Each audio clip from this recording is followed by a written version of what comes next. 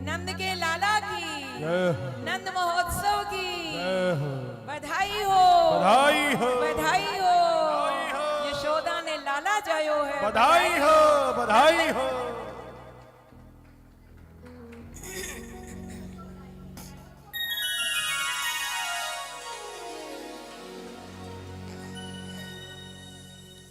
बोलो बांके बिहारी लाल की जय। वासुदेव परावेदा, वासुदेव परामखा, वासुदेव परायोगा, वासुदेव पराक्रिया। श्री कृष्ण कौन है? वेदों का तात्पर्य ही श्री कृष्ण है। यज्ञों के उद्देश्य ही, मखा कहते हैं यज्ञ। वासुदेव यानी भगवान श्री, वासुदेव का अर्थ क्या है? जो सब में वास करे, इसलिए भगवान का एक नाम पड़ा है वासुदेव। वसुदेव के पुत्र होने से भी नाम पड़ा वासुदेव, पर जो सब में वास करे उसका नाम है वासुदेव। मखा कहते हैं यज्ञ। सभी यज्ञों का उद्देश्य ही श्री कृष्ण ही है, इसलिए तो भगवान ने गीता, फिर आ गई गीता, भोगतारम यज्ञ तपसाम, सब यज्ञों का भोक्ता मैं ही हूं। 5वें अध्याय का अंतिम श्लोक 29वां। वासुदेव परा योगा, योग श्री कृष्ण के लिए ही सब किए जाते हैं। वासुदेव परा क्रिया, समस्त कर्मों की परिसमाप्ति श्री कृष्ण ही है। तो नंद महोत्सव 6 महीने तक चला। हमने कितनी देर मनाया? 6 मिनट भी नहीं होगा, क्योंकि हमें आगे भी बढ़ना है। आज बहुत सारी लीलाएं भगवान की सुननी है। जब भगवान श्री कृष्ण 6 दिन के थे, छठी मनाई जाती है ना बच्चे की, तो जब 6 दिन के थे उस दिन तिथि कौन सी हो गई? चतुर्दशी। अष्टमी पे तो आए थे ना, तो तिथि हो गई चतुर्दशी। चतुर्दशी के दिन ही पूतना आती है। ना वो द्वादशी को आई, ना त्रयोदशी को आई, ना एकादशी पे आई। कब आती है पूतना? चतुर्दशी को। क्यों चतुर्दशी को आई? पहले तो ये सुन लें।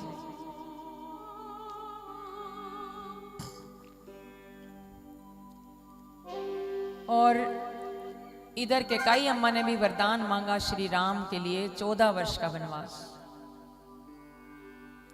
न 12, न 11, न 15, न 10, 14 वर्षों का मांगा था ना। और पूतना आई तो भी चतुर्दशी। चतुर्दश कहते हैं 14, संस्कृत में चतुर्दश।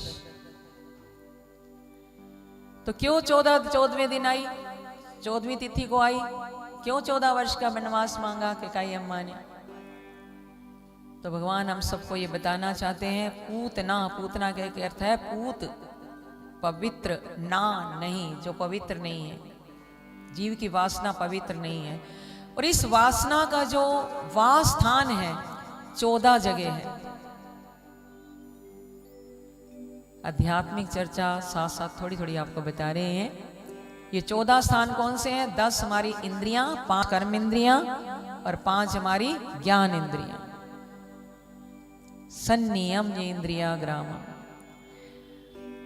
और 4 चीजों से हमारा अंतःकरण बना है, मन, बुद्धि, चित्त और अहंकार। इन 14 में ये वासना का वास होता है।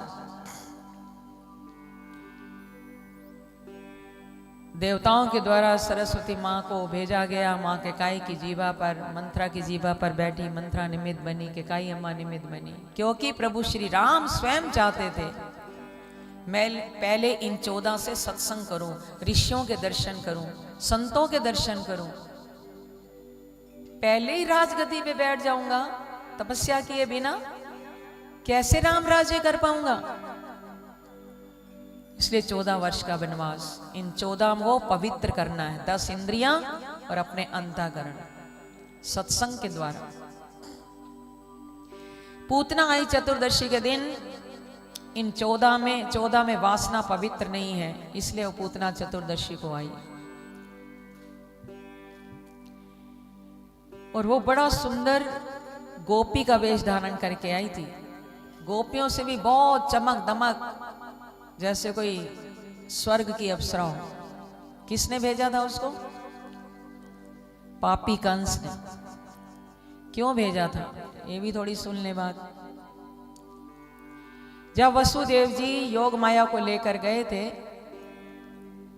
फिर सारे कारागार बंद हो गए, बेड़ियां लग गई, हथकड़ियां लग गई वसुदेव देवकी जी को, पहरेदार जग गए, सब जो सो गए थे ताले दोबारा से लग गए।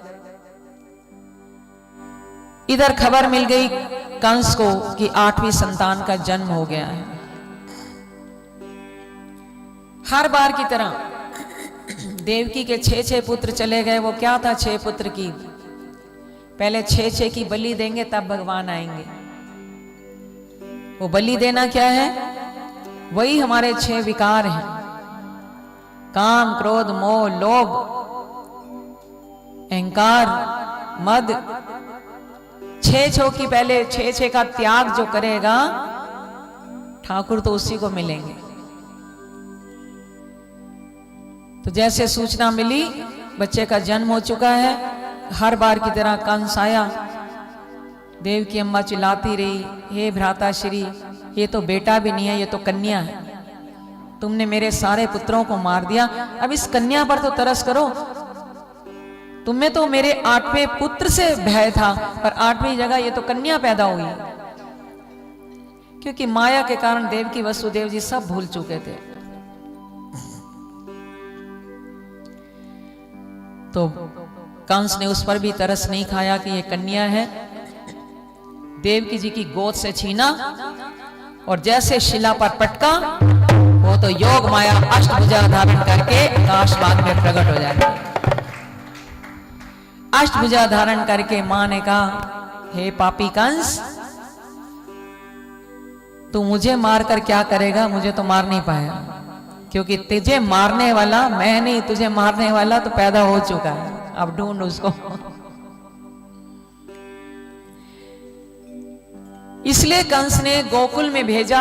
थोड़ा सा संकेत मिल गया था, शायद गोकुल में मेरा काल पैदा हुआ हो। योग माया के इशारे से समझ गया, तो पूतना को भेजा। वो ऐसी राक्षसी थी कि अपने स्तनों पर विष लगाकर गोकुल में जितने बच्चे 8-10 दिन में पैदा हुए हैं, अष्टमी से लेकर अब तक, जाके सबको विष भरा दूध पिला और सबको मार दे। कुछ को मारा भी। तब नंद बाबा के द्वार पर आई, सुंदर गोपी वेश धारण करके, जहां नंद महोत्सव मनाया जा रहा था। जैसे वहां आई तो भगवान पालने में झूला झूल रहे थे। कन्हैया ने देखा मौसी आ गई है।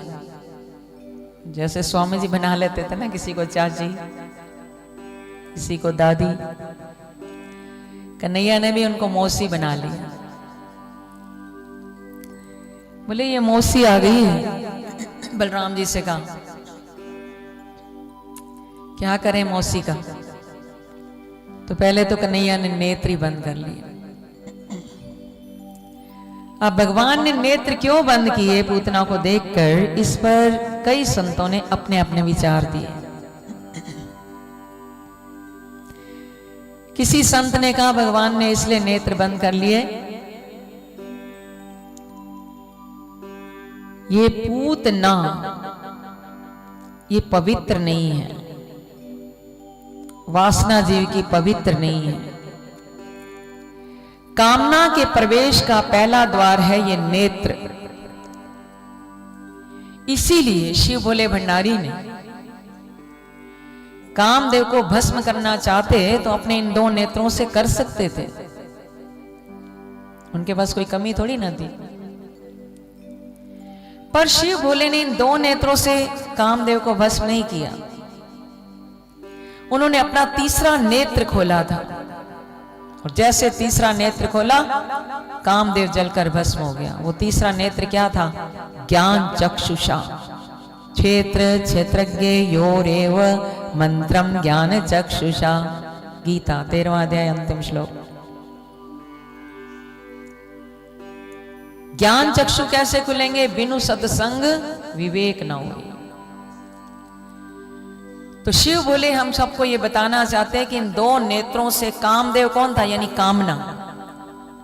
किसी की बढ़िया वस्तु देखोगे नेत्रों से तो मन उसको कैच करने की कोशिश करता है। ये मेरे फ्रेंड के यहाँ, हमारे रिलेटिव के यहाँ ये चीज है, बड़ा एलडी लगा हुआ है। एलईडी हमारे घर छोटा क्यों? हमारे घर भी बड़ा लगना चाहिए। मेरे मित्र के यहाँ तो बहुत बड़ी गाड़ी है, लाखों रुपए वाली। हमारे पास छोटी पुरानी। हे प्रभु हमारे पास भी बड़ी गाड़ी होनी चाहिए। यहां तक कि कर्टन्स पे भी मन असक्त हो जाता है। किसी के घर जाओ, अरे यहाँ के कर्टन्स बड़े सुंदर हैं, अब तो हम भी ऐसे बनवाएंगे। यानी ये चरम चक्षुओं से अगर आप किसी की चीज देखोगे तो मन उसको कैच करने की कोशिश करता है। पर शिव भोले कहते हैं इसलिए देखो ही मत ना। कन्हैया इसलिए नेत्र बंद कर रहे हैं कि देखो ही मत, इस वासना को देखो ही मत। तभी तीसरा नेत्र खोला भोलेनाथ ने ज्ञान चक्षु के द्वारा इन इच्छाओं को संयम में कर सकते हैं। तो पहला कारण यह था कि भगवान ने कहा ये पवित्र नहीं है। किसी संत ने कहा कि भगवान नेत्र बंद करके ना अपने भोले बाबा को याद कर रहे थे। भोले बाबा मैं तो ब्रज में आया, गोकुल में आया, अभी नया नया आया हूं, माखन मिश्री खाने आया हूं और ये मौसी आ गई मुझे विष पिलाने। और ये विष पान करना तो आपका ही काम है भोलेनाथ, आइए विष का पान तो आप कीजिए, ऊपर ऊपर का माल आप पी जाना, बाद में जो बचेगा वो मैं ले लूंगा। तो यही ध्यान करने लगे भगवान। तो किसी संत ने कहा नहीं नहीं ऐसा नहीं है। मीरा के हलाल विष को अमृत बनाने वाले स्वयं ठाकुर तो विष का पान नहीं कर सकते थे। ये नहीं, ऐसा नहीं हो सकता। तो किसी ने कहा कि भगवान ने इसलिए नेत्र बंद कर लिए कि ये नारी है।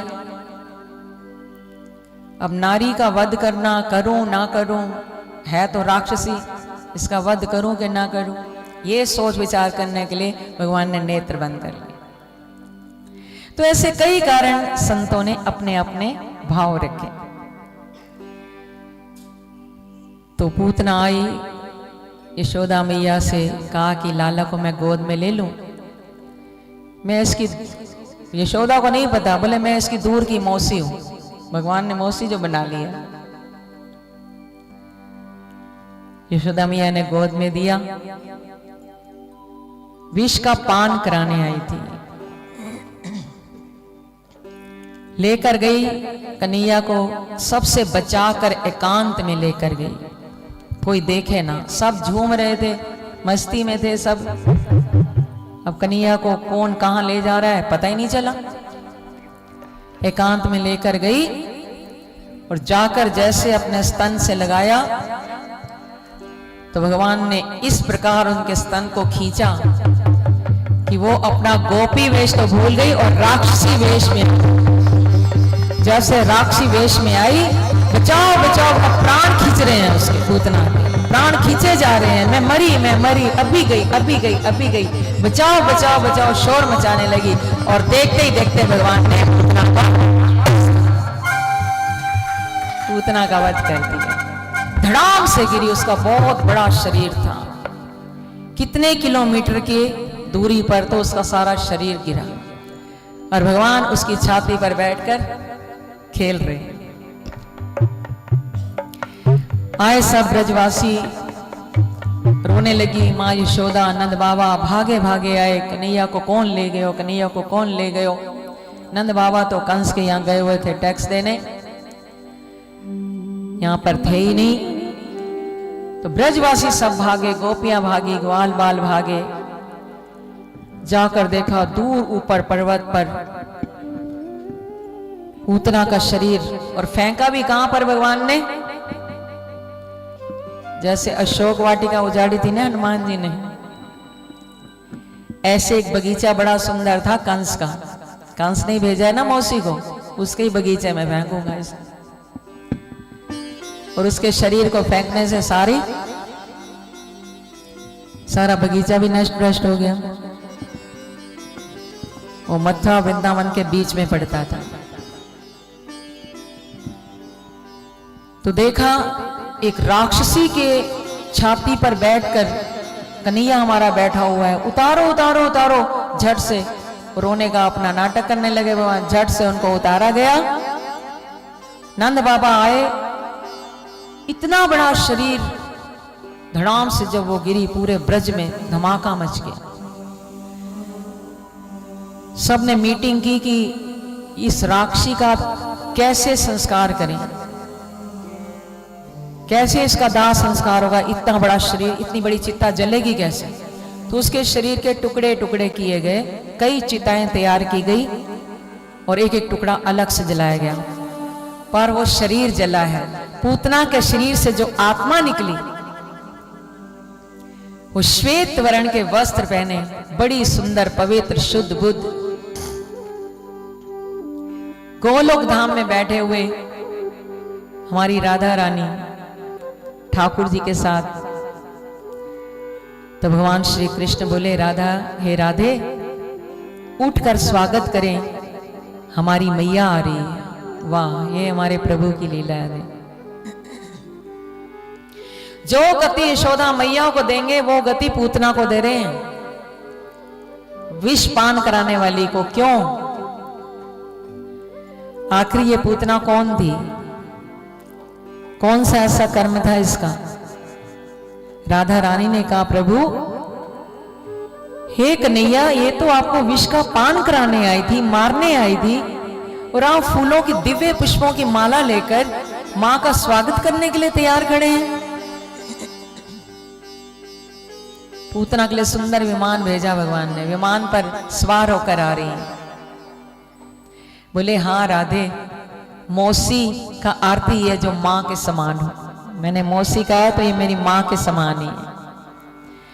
पर फिर भी इसका ऐसा कौन सा कर्म है प्रभु जो आप इसको यशोदा मैया की तरह सदगति दे रहे हैं और उनका अपने लोक में दिव्य पुष्पों से स्वागत कर रहे हैं? तो प्रभु बोले, ये अपने पूर्व जन्म में ध्यान देना। कल वामन अवतार में सुना आपने, ये राजा बलि की बेटी थी जिसका नाम था रत्नमाला। क्या नाम था? रत्नमाला। जब वामन बनकर भगवान गए राजा बलि के यहां भिक्षाम देही, तो इस रत्नमाला ने जब भगवान वामन का सुंदर स्वरूप देखा था, मोहित हो गई। वात्सल्य भाव उमड़ पड़ा था, काश मेरी गोद से ऐसे पुत्र का जन्म हो तो मैं उसको अपना स्तन पान कराऊं, दुग्ध पान कराऊं। ये वात्सल्य भाव उमड़ा था रत्नमाला का। भगवान अंतर्यामी थे, समझ गए उनके मन की बात। बोले, इस जन्म में तो नहीं, हाँ मैं द्वापुर में आऊंगा कृष्ण बनकर और तुम्हारे मन का भाव मैं निश्चित ही पूर्ण करूंगा। तथास्तु कह दिया। तो फिर ये विष लगा कर क्यों आई? राधा रानी ने पूछा। तो दुग्ध पान कराना चाहिए था। बोले, उसी समय ये इंसान कब बदल जाए इसका कुछ नहीं पता, कोई भरोसा ही नहीं है। यही तो लीलाएं हमें सिखा रही हैं। हर चीज परिवर्तनशील है, व्यक्ति भी परिवर्तनशील है। इसलिए तो भगवान से जुड़ना बहुत जरूरी है, राधा रानी से मिलना है बड़ा जरूरी। कब हमारे मन इतना चंचल है, चंचलम ही मना कृष्ण, कब ये बदल जाए कुछ पता नहीं।